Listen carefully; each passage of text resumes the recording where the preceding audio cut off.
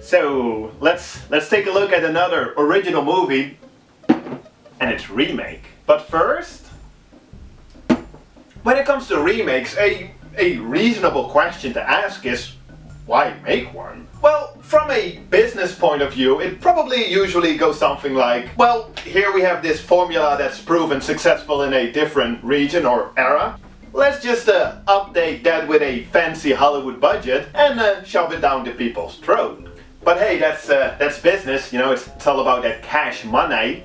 From a perhaps more artistic point of view, I'd say that it is justified to make a remake when the original movie in question had a interesting concept or premise, but is, you know, flawed in one way or another. For example, you know, like the original movie might be dated, or its potential isn't fully used, or just in general, maybe it's just not that well made. In other words, when there's room for improvement. Because now you have a legit artistic reason to be remaking that movie. Common sense, I'd say, but hey, you know, what do I know? Little segue here. Today, we're gonna talk about The Hills Have Eyes. Written and directed by acclaimed horror filmmaker Wes Craven, this was his second movie as a director, 5 years after his debut, the exploitation classic The Last House on the Left, which on its own could be seen as a remake of Ingmar Bergman's The Virgin Spring. Not that that particular movie really needed any improvement, unless you believe that it was lacking in rape and gore. Nah, it was more an inspired by type of deal. But that's a whole other story. For now, let's take a look at The Hills Have Eyes. Love that title, by the way. Released in 1977, The Hills Have Eyes follows this family, mom, dad, son, daughter, another daughter, son-in-law and their 2 dogs, on their way to Cali through the desert. They make a quick stop at this gas pump where this guy advises them to stay on the main road. But hey, what if we take a little detour? Whoops! that was probably not their best decision. And if being stranded in the middle of the desert in a nuclear testing area with 120 degrees Fahrenheit isn't bad enough, there's also a bunch of deformed, inbred cannibal tribesmen lurking from the hills. So yeah, definitely not their best decision. But it does set us up for some classic exploitation cinema. I mean, you have a simple, relatable premise and a bunch of crazy cannibals. I mean, what could go wrong? For the family, a lot, of course. but I mean, as a premise for a movie, it's pretty good. It sounds like fun. So let's see. So they're like, fuck. And like I said, it's a somewhat easy to relate to situation. I mean, just imagine yourself in their shoes and you'd also be like, fuck. So the father and the son-in-law, they both go in different directions looking for help, but it doesn't take long before the hill people find the family. And then all hell breaks loose. And it's actually pretty out there for its time. I mean, sure, everything went in the 70s, but still, there's some pretty grim stuff in this movie. Perhaps most memorable is the inbred family's poster child, Pluto, portrayed by Michael Berryman. Great makeup effect, right? Except that's all him. Yeah, he's simply just not conventionally attractive, to say it as PC as possible. But they did give him quite some memorable roles in horror movies. Well, mostly this one, but he has been acting in movies ever since, appearing in some Rob Zombie movies, and other more recent classics such as Potent Media's Sugar Skull Girls. Anyway, the movie's gritty 16mm look, in combination with the fact that it's pretty entertaining and just good exploitation, has turned it into a cult favorite over time, and still to this day, albeit a little dated, it's still worth checking out. You know, if you like your 70s horror, well, gritty.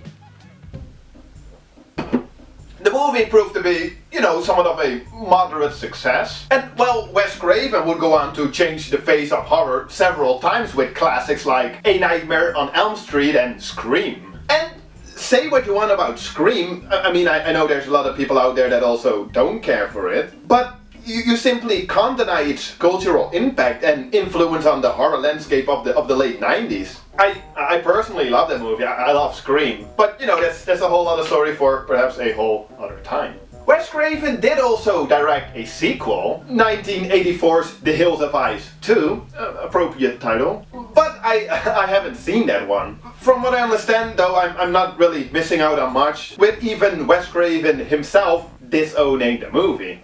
So, some 30 years after The Hills Have Eyes, enter French filmmaker Alexandre Aja, is that right? Who made a name for himself internationally with his 2003 new French extremity horror movie High Tension, or Switchblade Romance as it's known in the UK, or simply Haute Tension in its native France. It's a pretty cool movie, although I, and many others, do not care too much for its ending. You know, its reveal.